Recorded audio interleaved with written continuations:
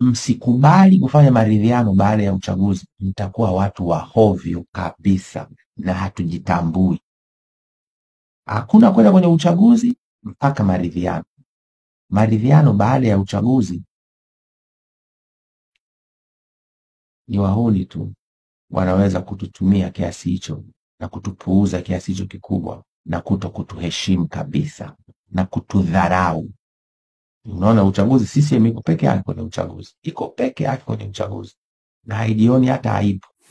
Naam, mtazamaji wangu, kipande hicho cha video ambacho umeweza kutazama mwanzo mwa video hii ni maneno mazito aliyoweza kuzungumza Mheshimiwa Humphrey Polepole kipindi na wakati alipofanya uhamasishaji na pia kukosoa viongozi wakuu wa serikali ya awamu ya 6, jambo ambalo inaonyesha wazi kwamba Mheshimiwa Humphrey Polepole aliweza kuwa mbele ya muda, kwani kile kilichoweza kutokea dhidi ya vijana Gen Z, mtazamaji wangu, ni jambo la kuvunja moyo, na hata ni wazi hakuna maridhiano yote yale yaweze kufanyika, kwani hata kama maridhiano yataweza kufanyika, vipi kuhusu wale Gen Z walioweza kuaga dunia?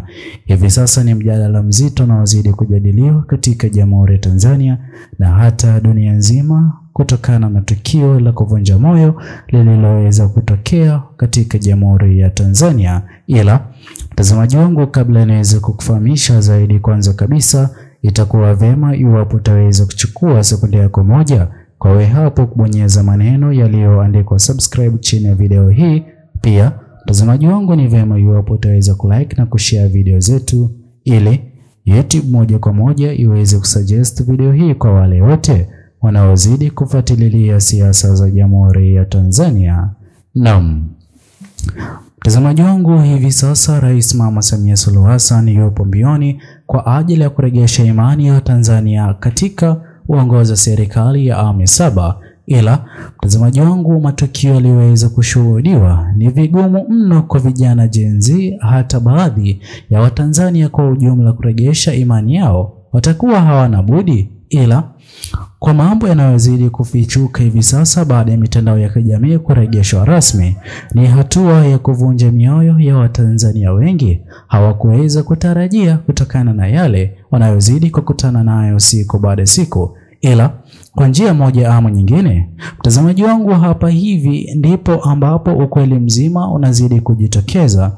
Ni kwa nini kutekwa kwake Mheshimiwa Humphrey Polepole kuliweza kufanyika kabla ya uchaguzi mkuu.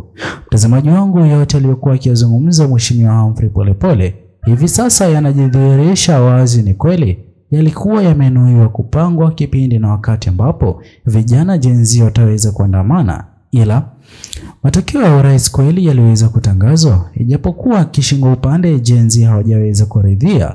Hivi sasa kuna mbinu ambayo lazima viongozi wataweza kuja nayo ili kufanya mikutano na hata baadhi ya viongozi wapinzani wakuu katika Jamhuri ya Tanzania ili wajaribu kuonyesha mambo yaliyoweza kutokea ni vyema iwapo Watanzania wataweza kugive up na kusahau ili Jamhuri mpya ya Tanzania iweze kuwepo. Na ndipo ambapo huenda tukaweza kushuhudia hata kuachiwa huru kwake Mheshimiwa Tundu Lissu. Ila Mheshimiwa Tundu Lissu ataweza kukubali handshake? Na vipi kuhusiana na Mheshimiwa John Heche? Je, ataweza kukubali handshake? Kwani sote tunafahamu kwamba chama kupinzani katika Jamhuri ya Tanzania si chama kingine bali ni chama Chadema. Viongozi hao wa chama Chadema wapo mikononi mwa uongozi wa serikali ya awamu ya 6. Huenda hata kaweza kulazimishwa kukubali handshake hiyo. Ila Mheshimiwa Humphrey Polepole aliweza kutoa tahadhari hapo awali akidai kwamba hayupo tayari kwa handshake yoyote ile iweze kufanyika kipindi na wakati ambapo uchaguzi utakuwa umeweza kumalizika, bali mabadiliko yaweze kufanyika kabla ya kupigwa kura. Ila hilo halijaweza kutokea. Hivyo basi hii ni dalili itakayoonyesha wazi kwamba viongozi wakuu wa chama cha CCM watakuwa na kipindi kigumu kwa kuongoza serikali ya awamu ya 7 kwa muda hadi kipindi na wakati ambapo vijana Gen Z huenda wakaweza kuridhia, ila ni ngumu Na sote tunafahamu kwamba huenda hata maandamano kwa awamu nyingine yakaweza kushuhudiwa katika Jamhuri ya Tanzania kutokana na yale yanayozidi kufichuka hivi sasa siku baada ya siku. Mtazamaji wangu, maneno yake Mheshimiwa Humphrey Polepole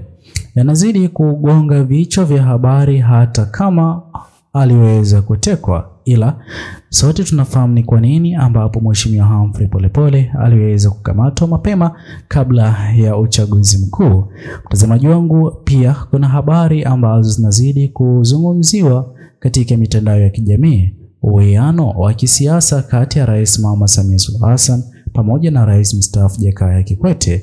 Je, Mheshimiwa Rais mstaafu Jakaya Kikwete naye ataweza kufurahia uongozi wa serikali ya awamu 7?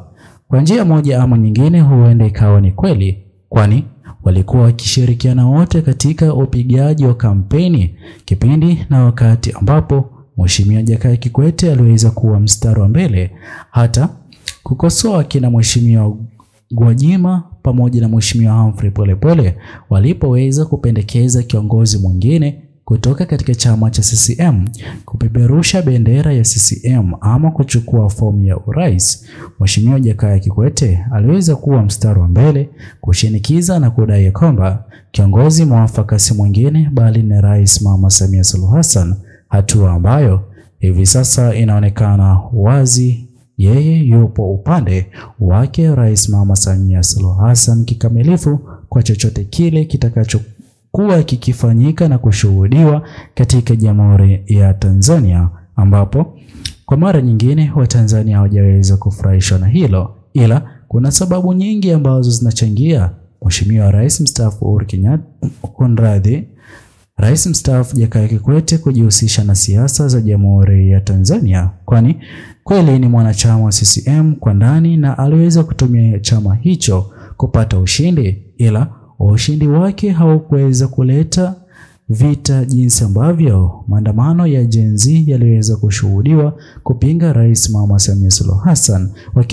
wakionyesha wazi kwamba hawapo tayari kwa Rais Mama Samia Suluhu Hassan kuongoza kama rais wa 7 wa Jamhuri ya Tanzania.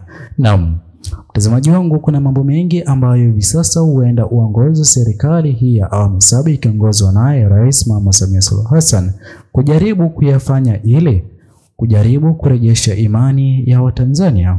Kwanza kabisa, huenda tukashuhudia kuachiwa huru kwa Mheshimiwa John Heche, kuachiwa huru kwa Mheshimiwa Humphrey Polepole, kuachiwa huru kwa Mheshimiwa Tundu Lissu, ila kwa Mheshimiwa Tundu Lissu na Mheshimiwa John Heche kutakuwa na mambo mazito ambayo huenda kaweza kuagizwa waweze kuyafanya katika chama Chadema, kwani mtazamaji wangu wamenosiamini leo hii iwapo viongozi wakuu wa chama Chadema wataweza kusimama kikamilifu na Watanzania kuandamana dhidi ya uongozi wa serikali ya awamu 7 inayozidi kuongozwa na Rais Mama Samia Suluhu Hassan, huenda kaweza kuvutia hata mataifa ya kigeni kuingilia kati swala hilo, kwani haijaweza kumaliza hata miezi ama mwezi baada ya kuteuliwa kwake Rais Mama Samia Suluhu Hassan.